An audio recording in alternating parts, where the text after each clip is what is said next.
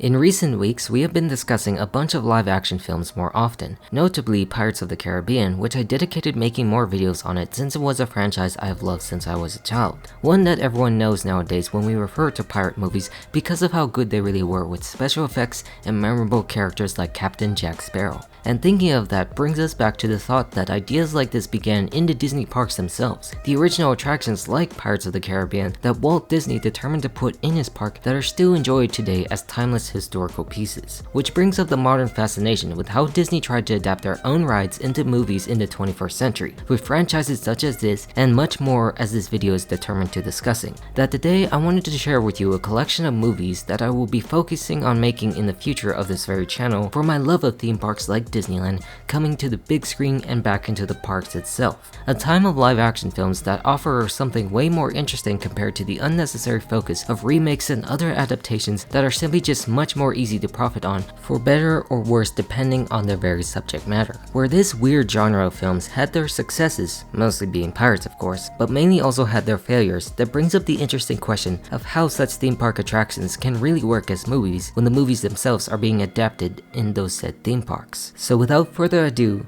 please keep your hands, arms, feet, and legs inside the video. Please hang on to your hats and glasses and other loose items, pull on that yellow tab, because we are ready to take off into the world of Disney theme park movies. Our tour begins here in this recent gallery of the year of 1997 with the first ever ride film adaptation of Tower of Terror. This obviously was based upon the recent and very popular Twilight Zone Tower of Terror ride found at Disney's Hollywood Studios in Orlando, Florida, which was where actually some of the filming was actually done. Now this humble beginning was in fact a television film rather than a theatrical movie, released on ABC during the Wonderful World of Disney broadcasts, where in fact this film cannot be found on any streaming service like Disney Plus or is aired on television as of this recording, leaving it to be an almost lost type of media if it weren't for the valiant efforts of people posting it on the web or on YouTube. A crime if you ask me if you want to chart a history of how Disney started making movies based upon their own rides. The other fact that this movie has is how it's an original story that's not based on the Twilight Zone, since Disney obviously didn't own it. CBS did, and they only got the rights to use it in this said attraction like many other rides have done at the very time. But overall, this film starred a young Kirsten Dunst who helps her uncle, who is a journalist who gets visited by an elderly woman, talking about this incident that happened at the Hollywood Tower Hotel in 1939 where 5 hotel guests stepped through an elevator to make it to the Tip Top Club. But suddenly, the tower was struck by lightning, causing them to disappear into the unknown. The main base storyline was that taken from the attraction itself, using its Twilight Zone background for those who have ridden it, but now featured on with the full plot with Abigail involved since she was a young girl to witness it. And as the story goes along, they go to this hotel to investigate what she said, where the 5 people appear to them as trapped ghosts under this mysterious curse, discovering the young child actress was the sister of the elderly lady who was just jealous of her sister and responsible for said events that they had to fix. Now overall for me, I don't find this film to be a bad start. It's something typical for the type of film you would see, especially the fact it was filmed at the actual attraction at the time and aired on television, meaning it was served mostly as a promotion for people to experience it, but it was still okay to dip their toes in to see ideas that can work for movies. Not the best however, especially the fact that we will be diving into future films that are in development and how some rides have different adaptations like Haunted Mansion, as you will see the 2 different actual versions of it, and how Scarlett Johansson was producing a future Tower of Terror movie released to theaters instead this time that will be airing in sometime in the future. Something that will be interesting to see as there hasn't been much public updates as of yet, but still sounding like it's moving forward as of recent times. But with that out of the way, this just brought forth the movie era being the first film of its type while also being the last and only one that was made for television specifically as they moved towards theaters. This began with films that weren't very quite successful either, released to theaters like 2000's Mission to Mars and then The Country Bears in 2002. Mission to Mars was a film directed by Brian De Palma, who most of us know directing Carrie, Mission Impossible, and Scarface. It was aimed at trying to be a science fiction adventure movie, which frankly wasn't that good of a film that received many negative reviews based upon terrible writing that doesn't explain much about what the film was trying to do. After all, This was based upon a ride that was an updated version of Disneyland's original Flight to the Moon that aired in 1955, where people sat in these chairs staring at the screen at the bottom that took them to space, originally being the moon of course, then later becoming Mars. A learning journey about how, people would interact with that area, where it now sits to be a Pizza Planet restaurant or where the Stitch ride used to be at Magic Kingdom. Overall, it was just about explaining to people the wonders of space and what might we experience on these other planets or satellites such as our moon. So you might have seen the fact of what they were trying to do with this script explaining things, but such explanations for that movie provided nothing that were not good enough to entertain audiences with at the time, with an idea that wasn't directly released under the Disney name, instead under their former Touchstone label that adult-oriented films would be released under. And sadly, this is another film that wasn't released under Disney Plus currently, and you can only find it online and other places. But thankfully enough, when we speak about that, the second film I just talked about being the Country Bears, that of course are based under the Country Bear Jamboree that is found at Walt Disney World and Tokyo, and formerly at Disneyland as well, is on Disney Plus. Once again, you find yourself facing a bizarrely dumb movie that has several big celebrities like Christopher Walken starring in it for some damn reason, which flopped really hard at the box office at the time.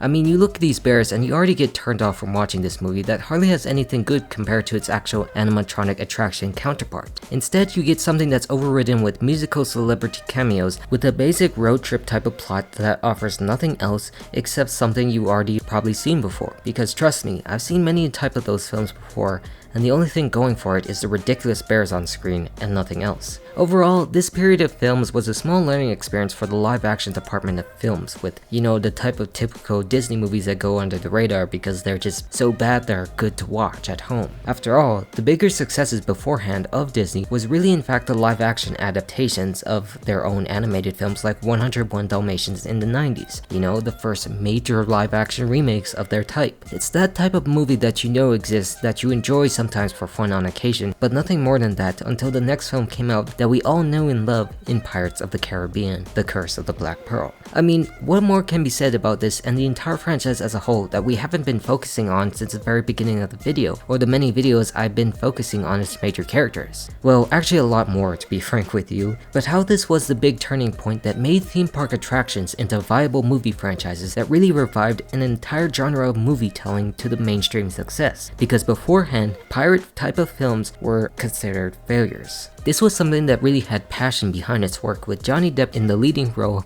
providing something unique with the edge that mainstream Disney wasn't used to in live action, but were missing sorely once this was released. Grounded in a compelling story based upon the worlds of pirates that many guests experienced down the waterfall beneath a railroad track. I mean, what is more better than having a formula of pirates themselves in search of lifting an undead curse, with people getting roped into such a world with a pirate adventure with a mysterious two-sided character whom nobody knows what his next move might be. Something many at the time actually wrote off due to the stink of pirate movies, and of course CEO Michael Eisner at the time thinking it wouldn't fit their brand until they all proved otherwise because they believed in what they were doing. The other ideas we just listed fell flat because they were focused on one singular element too much rather than what an entire world could offer. It didn't feel like it could have that quite of charm or adventure that this kind of film offered, because you can just feel that same feeling that the ride brought to many people getting pulled into that world of pirates with that compelling story and nasty characters to complement it, where it logically made sense to continue having sequels that expands on the world a lot more with more cursed characters and treasures untold, that the seas are vast and they're able to expand with more sides to showcase in what has become the most successful Disney live action adaptation franchise to date, where you can't say a whole lot about the other type of films in this genre or the other remakes as mentioned as franchises, because this is the main reason most people know about these types of films in the first place, where some even who haven't been to Disneyland often after 2003 would have thought the movie came out before the ride and not knowing it existed long before that. Like if you know pirates, the first thing you would think of is the franchise, where thinking about something like that is something that provides the power of what films can do, bringing new ideas and stories to audiences about stuff they didn't even think they would like until it appears in front of them on screen. Sure, later stuff has had its ups and downs, mostly downs, but you can never have a bad time enjoying the adventure that took place in the realm of the Caribbean. One such that was followed by its other other counterpart attraction across New Orleans Square that is known as the Haunted Mansion, another great iconic Disney park classic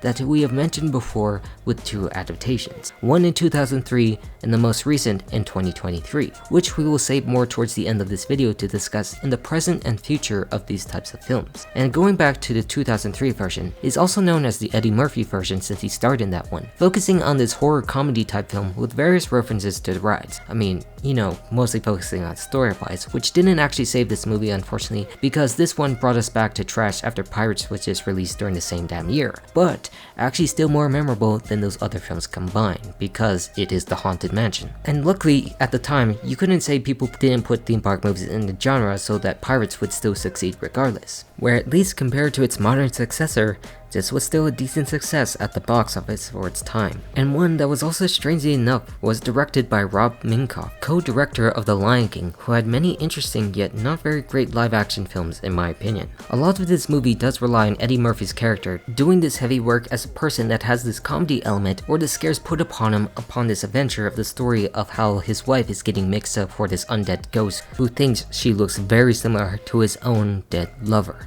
Or unfortunately, because of that type of story, it really moves fast as a regular episode of a modern Disney Plus series, because I could have sworn I felt this movie feel quick when I was young, and certainly do I feel the same way now, other than the fact it's just a little less than 90 minutes compared to the newer version being over 2 hours. This one obviously suffering from a story that felt too short to tell, or feels like it didn't matter cramming in the elements of comedy with supernatural horror in the same time frame that got to its resolution very quickly. This is not to say it's outright awful. I mean, it is a bad film, no doubt, looking at it now, but I will say you can have fun with it, in the elements of what Disney was trying to do something different based upon the original attractions developed by Imagineering, going for darker aspects yet comedic. It's interesting to find this film is said to have achieved a cult status by now, with more people actually enjoying it on TV screens with family than thinking of it as a main cinema going experience when it was released at the time, or anything else I could say in that regard, because it has a plot that is resolved quickly as it's found out by our main cast. And don't worry,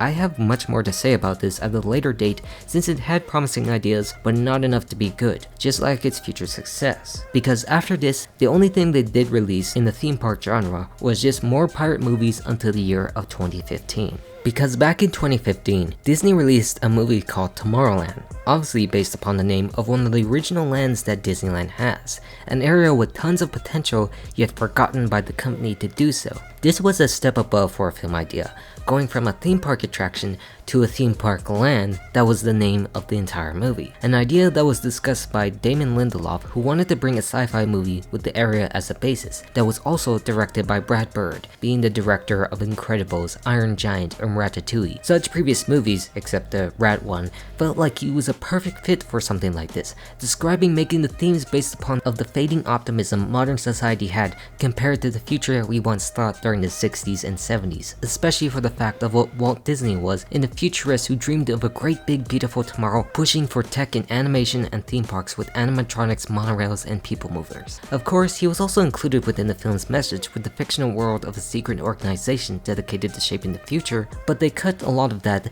for the film to become what it once was. This film's premise was based upon this idea of a teenager who discovers a pin that transports her to this place known as Tomorrowland, where the optimistic ideas of the future become reality, for a character who still believes in the future and wants to save her dad's job from being destroyed. That people slowly conform to the realities of modern life and forget about the potential of the future that we thought of, like flying cars and all that jazz that we think of compared to the depressing state that modern apps like TikTok has introduced. And how such a pin gets her into contact with a cynical man who was an inventor in the past who got invited to this place but left because of the leadership of Tomorrowland, making him bitter for what he'd find. A lot of interesting things for a story about this world, but how overall the story didn't quite work out and fell flat at the end with its plot, easily solving the problems as they were introduced yet again and audiences didn't really care for that much, losing Disney over $120 million